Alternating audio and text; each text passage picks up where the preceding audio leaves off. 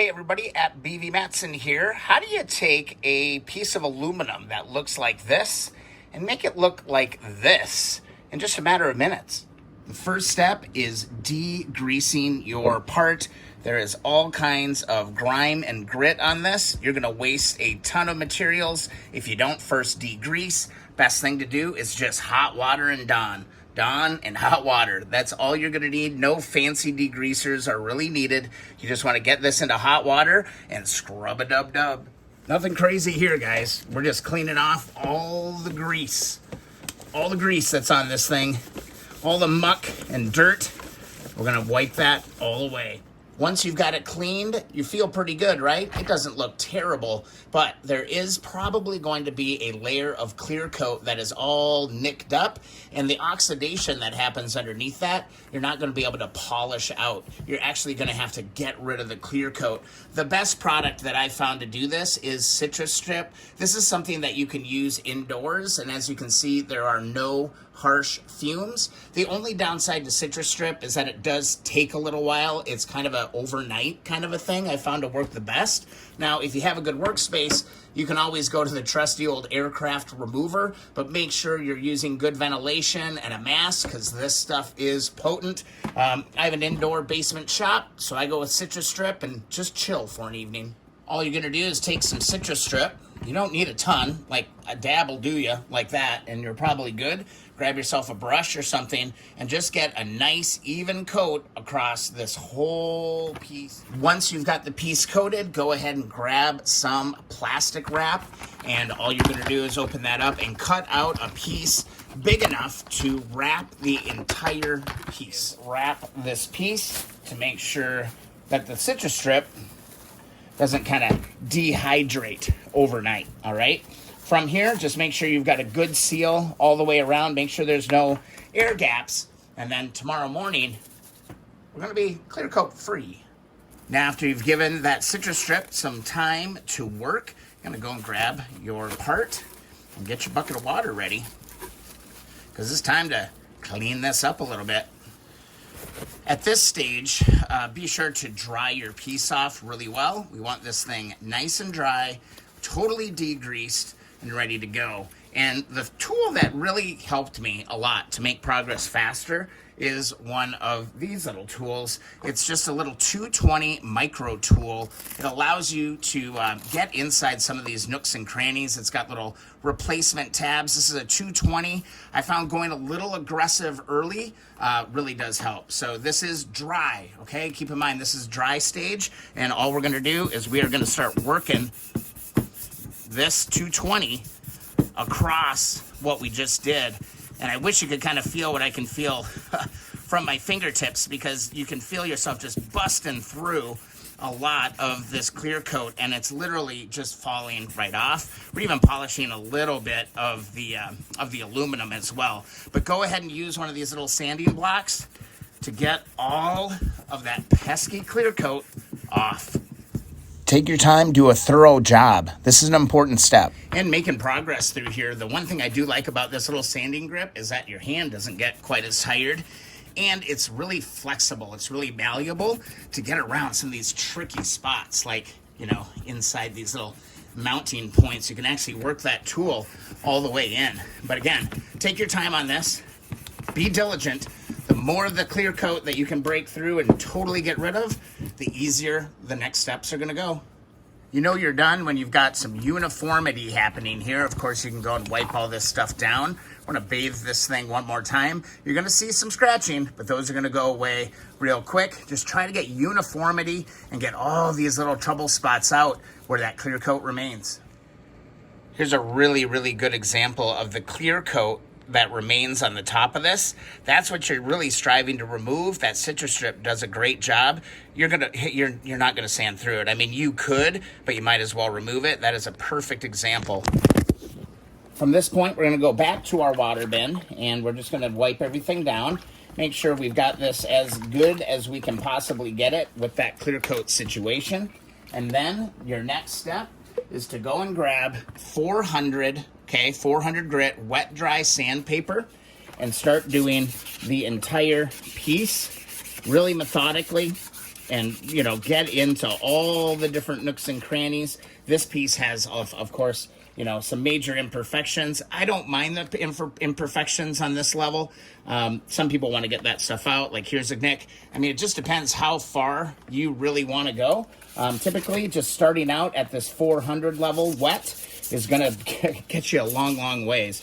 Take your time on this. Shouldn't take too long, since the 120 we're cutting through, or the, what was it? 220 we started with, and then we go to the 400, and then we're off to the races after this.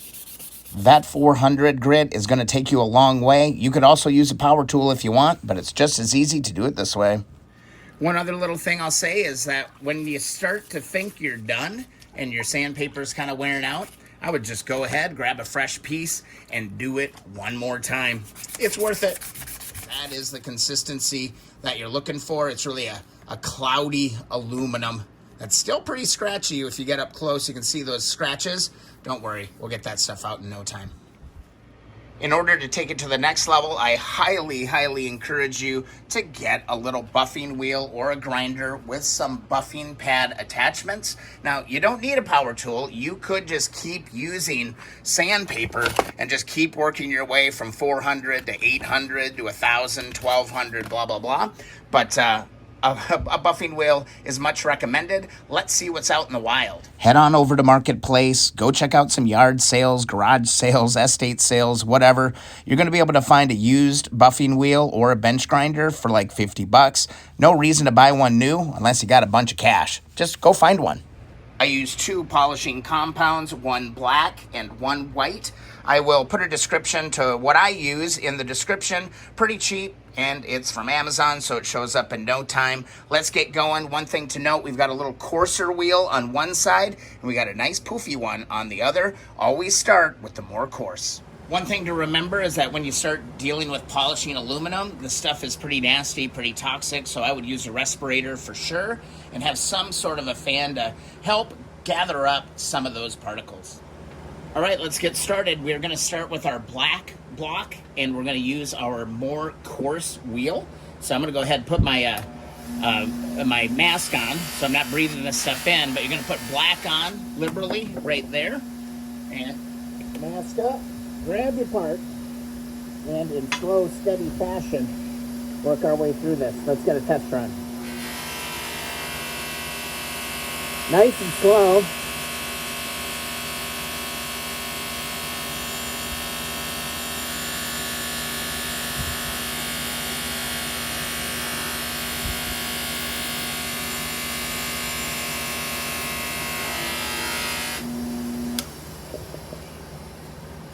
And after one pass, you can just see that crazy difference right there. That was just one pass, and we're already looking really good. This is a really rewarding process. This is where you start to make a ton of gains. It's so much fun. And here we go. This is after just the first pass. That is it, man. A lot of you might want to just stop right here, all right? Because that's pretty darn respectable as it is. But let's go ahead and take it onto the fine pad with the white compound. All right, this is basically the same thing. Make sure that you grab like a microfiber towel before you go to the next step and just give this thing a good wipe. Get all of that black compound off. Start with a nice clean piece. I mean, honestly, I kind of want to just stop right here. This looks fabulous. This stage goes easy because of all that prep work we did earlier in the video. Those first steps are key. It's really tough to show you the difference that second stage makes.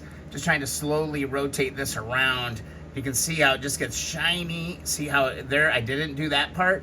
And now we move back, and now it's just like blazy shiny, back to cloudy, super shiny. It makes a huge difference. I'm not sure it really comes across on the camera that well. But trust me, that second step is worth it. From start to finish, from the very beginning, this whole process for this one piece took about 30 to 40 minutes. That's with power tools. It'll take you a lot longer if you're using just sandpaper and doing it by hand. I'd say it's like 3 to 4 hours easy. From this point, we're done as far as I'm concerned. Just gonna wipe off any of the remaining residue on the piece. I should actually take these gloves off because these are just smearing up all my work. Ah, fresh gloves for the final polish makes a lot of sense. And there you go, guys and gals. It can be done. That looks pretty darn good to me, considering where we started from. This bike was in sad shape when I got it. Here's a photo from early on before we degreased and after we degreased. You can do it. At this point, it's really up to you how far you want to go. If you want true mirror, just keep going. For me, this is plenty good for my project right here. You could also clear coat them. That is a decision you're going to make. Also, for all those of you who want to go for that mirror finish, you know, I commend you for doing that. But from my experience, it doesn't take very long for that mirror to start to fade. And what you end up with is just really nice, clean, polished aluminum, but that mirror effect doesn't really last. So I don't know, for me, I just don't even bother going to that level because maintaining that is nearly impossible, especially since I intend on riding this motorcycle. All right, there you go. We got ourselves a pretty darn respectable set of lower sanctions for the 68 CB350. This is what I have learned over the years and what works for me. I'd love to hear your process in the comments, but man, night and day difference. I wonder how many of these end up in the scrap heap at a junkyard. Sad. I hope you enjoyed the video. If so, please be sure to subscribe. Also, head on over to keeponwrenching.com for a free sticker. And if you like, join us on Facebook, the Keep On Wrenching Community Group. We'll see you in the next video or live stream.